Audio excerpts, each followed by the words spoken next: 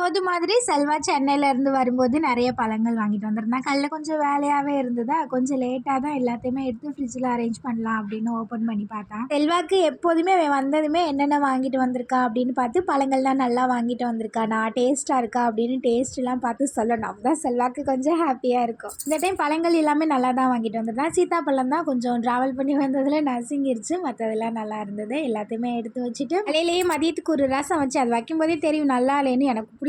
ஆனால் செல்வா என் பொண்டாட்டி வச்ச ரசம் நல்லாயிருக்கு அப்படின்னு சாப்பிட்டுட்டு ஈவினிங் போல் ஆர்எஸ் மங்கலம் போயிட்டு வரேன்னு கிளம்பிட்டான். எனக்கு கொஞ்சம் வேலை இருந்தது, அதனால தான் அவனை அனுப்பி விட்டேன். இல்லைன்னா நான் அனுப்பியிருக்கவே மாட்டேன். நம்ம அப்படியே கிச்சனை ஃபுல்லாக க்ளீன் பண்ணிவிட்டு வீடு வாசல்லாம் கூட்டிட்டு நம்மளும் ஃப்ரெஷ் ஆயாச்சு. செல்வா போகும்போதே சொல்லிட்டு தான் போனால் சாதம் மட்டும் வை, ஏதாவது ஸ்பெஷலாக வாங்கிட்டு வரேன் அப்படின்னு.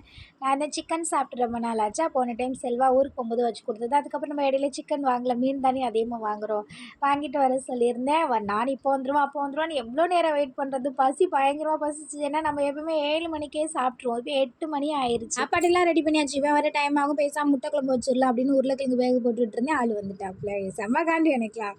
எவ்வளோ நேரம் போனோமா வந்தோமான்னு இல்லையா அப்படின்னு. 1/2 கேஜி தான் சிக்கன் வாங்கிட்டு வந்திருந்தேன். கொஞ்சம் போதும் அப்படின்னு அதில் கொஞ்சமாக உப்பு கறி போட்டுட்டு இருந்தேன்னா செல்வா அந்த சிக்கன் கிரேவி பண்ணால் உண்மையாக ரெண்டுமே நல்லா இருந்தது. லேட்டாக சாப்பிட்டான்னு கொஞ்சம் நல்லா சாப்பிட்டாச்சு.